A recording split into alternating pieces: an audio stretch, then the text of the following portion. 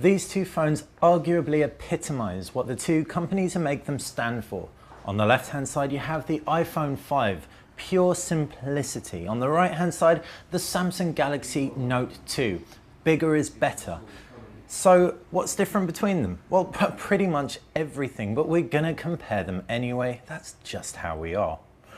Picking up the iPhone 5, and it feels really solid. It's light, don't get us wrong, but the aluminium chassis and glass-fronted fascia just feel rich in the hand. Size-wise, it's narrow, and the aspect ratio is nice and long. If we jump over to the Samsung Galaxy Note 2, it feels plasticky, but we're kind of glad it does because it means it's quite light, considering just how big it is. With a similar aspect ratio to the iPhone 5, though not quite as long, it is a 720p resolution display. So while you're not going to get the sharpness you're going to find in the iPhone 5, you do get a different screen technology, Super AMOLED, or HD Super AMOLED to be precise. This means you're going to get really deep, rich blacks and vibrant colors as well. On the iPhone 5, you'll find that the LCD will deliver much purer whites and sharper display for text reading, making things like ebook reading really comfortable. However, with less size, it's questionable which one you will prefer.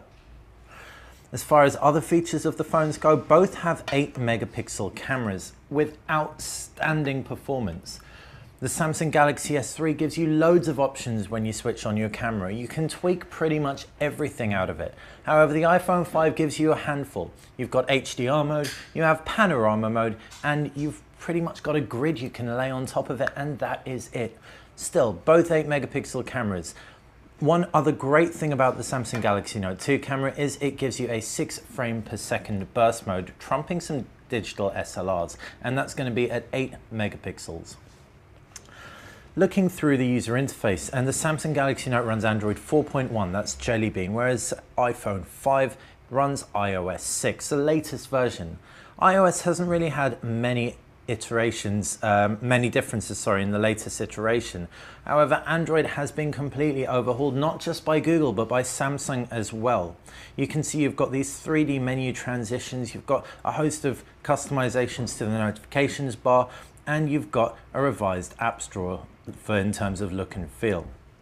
Samsung have also integrated an S Pen into their Samsung Galaxy Note 2. Pull it out and you pull up a context-sensitive menu and you can create a new note really nice and quickly by just tapping on the screen and doodle to your heart's content.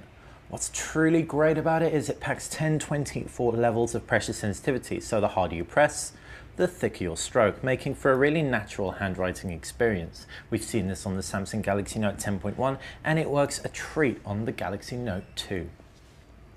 So those have been some key differences between the Samsung Galaxy Note 2 and the Apple iPhone 5. For our full reviews, just check out recombu.com.